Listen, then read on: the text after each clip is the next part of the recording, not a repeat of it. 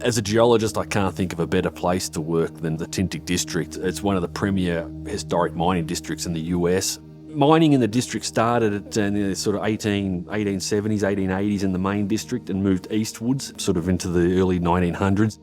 The East Tintic is under cover, it's under volcanic cover, which means a lot of the deposits that were discovered at that time were blind discoveries. I think there's only one outcropping occurrence of mineralisation on surface in the East Tintic district. So there was a lot of shaft sinking into areas of alteration, discovering these major base metal deposits, and the whole district grew from there. So through the 1910s, 1920s, 30s, certainly there was a lot of activity here with both lead zinc operations and then the precious metal gold and silver operations. In terms of the mining that was done underground, it's old structure, rails and rail cars and things like that. Tintic Consolidated Metals owns over 14,200 acres of patented claims and about 7,000 acres of surface rights. This area covers 23 past-producing mines. Where our admin offices are is where the Bergen mine is located. It is connected to the Apex 2 mine, which is literally over the hill. Apex 2 is connected to Apex 1, which is on the other side of the road. And as you go up the valley, you've got the Eureka Standard, you have the Trixie. The focus now is to actually further develop the Trixie. There's a lot of exploration that still needs to be done, but as we're doing that, we're also mining. But there are 22 other mines, past producers, some very good past producers, which offers a great opportunity for development. What we've inherited as a very positive legacy is the infrastructure that's in place. We don't have to drive the tunnels or develop certain bits of the mine to make it produce. One of the benefits that the company had in acquiring the project was this legacy data set. There's an enormous amount of historic information on all of the deposits here in the projects, all in hard copy formats. So the company spent sort of 4 or 5 months and the group pulling all that data into modern mining software systems and 3D models for the first time. And from that, we're able to develop the targets that we developed onto. Tintic Consolidated Metals started development of the Trixie in 2019. The decision was made to actually go underground in the Trixie. There was some rehabilitation work required. Targets were identified on the first level of the mine, which is 625 feet below surface. There had historically been produced about 158,000 ounces of gold and I think almost 4.7 million ounces of silver. In today's price, that's about $250 million in terms of just the gold alone. Thanks to some good geology and good interpretation of data, the T2 was discovered, and that's now led on to the T4, which is adjacent. The discovery that we've made in 2020, which we call the T2 structure, is a very, very high-grade gold tellurium-rich structure that's sitting immediately adjacent to the west-dipping structure that was historically produced on. There's a structure which we call in the footwall. It's only 44 feet, where we first discovered it and developed onto it into the footwall of what had historically been mined, so extremely close. And in fact, some of the historic mining was as close as 8 feet from 160 ounce mineralised material on our T2 structure. So the previous mining was extremely close to it and essentially missed it. Working in an operation where you're not looking at, say, 0.25 ounces or 0.2 ounces per ton, you're actually working in a grade that's been up to, over 400 ounces a ton in certain areas of the T2, but certainly overall averaging on strike around a little over 5 ounces is absolutely amazing. And it's amazing not just to myself, but everybody that works at the mine. To actually see visible gold is incredible, as in mining you rarely ever see it. That's visible gold, that's pure gold. It's the same kind of gold color as my ring finger. The mineralisation on the T2 is quite unique in a sense that the high-grade golds come in as a gold tellurium. It's quite exotic and it's a fantastic rock to look at. It's some striking greens and blue colorations that are these exotic and rare copper telluriates. And whenever you see that dark mineral underground, we know that that's intergrown with significant visible gold. You'll not see rocks as high-grade and spectacular. There's very few places in the world where you're fortunate enough to work on rocks that are of the grades that we have. TCM is certainly targeting a resource target in the Trixie itself with the T2 structure and the discoveries within the Trixie and expanding that T2 structure, both at depth and along strike. Have a resource target of about 400,000 ounces, which is conservative within the Trixie itself. And then beyond that, in the next sort of 2 to 3 year time frame, bringing on additional resource opportunities in a near mine sense, and again apply the same approach. Going from polymetallics, or the gold and silver, to lead zinc, it actually provides TCM with the opportunity not just to be working with precious metals, it offers us the opportunity with base metals, and commodity prices are very good. We also believe that there's porphyry copper below. That's a really big find.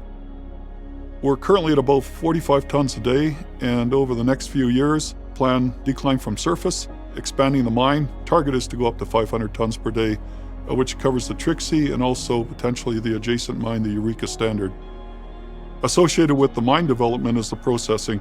So we've got a process facility on site that was started in October, very small, but we're going to expand that to a full facility to be able to take the ore from the mines.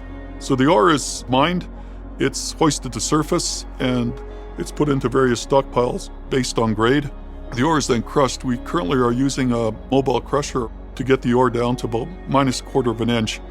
We just literally take it and put it into vats. We have 4 vats. They're about 75 tons capacity each. We have a 9-day residence time from the start of loading up the vats, running cyanide through it, and then running a hypochlorite kill fluid through it. We capture the gold through solution in carbon. We've had a laboratory re-established on site. Underground samples are collected. Samples go through the laboratory there. The first step is to dry the samples in the oven. Jaw crusher that takes the rock down to, I think, about 2 mil, and then into a pulverizing unit that pulverizes that to a pulp. That pulp then is put into a packet and goes around the corner into what's called the fire assay room. That pulp material is put into a crucible and mixed with fluxes. The crucible is placed into the furnace. They're melted down. That separates the gold and silver into a lead bead, in fact. Then they put into nitric acid, and the nitric acid, they part the samples so that they left then with the gold and the silver in solution. And then the gold goes into the weight room, and they determine then the amount of gold in that sample, and it gets calculated out. The grades that we're operating in the mine, we typically report those in ounces per tonne, and they can be anywhere from 10 ounces per tonne up to, I think our highest grade face sample was 467 ounces per tonne, which is quite an impressive grade. The group has grown very quickly. There's 100, 120 people on site. We all work collectively, sort of as a dedicated team each day. There's management in place that have really taken the company forward, both in the sort of early days of when we first arrived in 2019 and into production. The team element to this company is really, really important. We put a lot of effort into getting the right incentives for these people, for Trixie to be attractive as a place to work and as a place to live too. So we're very excited about the fact that, as we move forward and we start opening up mines, we're very hopeful people are going to build up more houses in Eureka, more houses in Santaquin, Saratoga Springs, for example. They're earning a good salary. They're spending money. It's good for us. It's good for the employees. It's also good for the community. And we see that increasing substantially over the next couple of years. During the course of 2021, we've gone from an operation that needed cash input to operate to a point where third to fourth quarter, we were cash flow positive, not just on a month-by-month basis, a good month and a bad month, but we're sustainably cash flow positive. So the fact that Osisko is coming on board and we're going to be part of Osisko, I think that's a very good start. Based on the way that we're operating and the people that we've met at Osisko, I see us working very well as a team. Going forward, I think it's going to be a good opportunity, very good opportunity for Osisko in terms of what they see from a regional perspective. One of the things that is the difference here that's really important is that we get to accelerate a lot of this work, working with Osisko. TCM and the project offers a fantastic opportunity for investment and future investors, from an exploration company that, identifying opportunities and targets, drilling those and then developing onto those and becoming a producing company and producing gold within a very, very short period of time. So I can't think of too many other examples where a company has had such an accelerated path towards production and at early stage. So it's very exciting for the company and the people that are here. The opportunity we see at just the Trixie is in the hundreds of millions of dollars in terms of the ore deposit and the ability to mine it. If you actually multiply that to the adjacent mines and the other mines that we own under TCM, it's a big multiplier effect. Plus, we do have the infrastructure to support opening up further mines.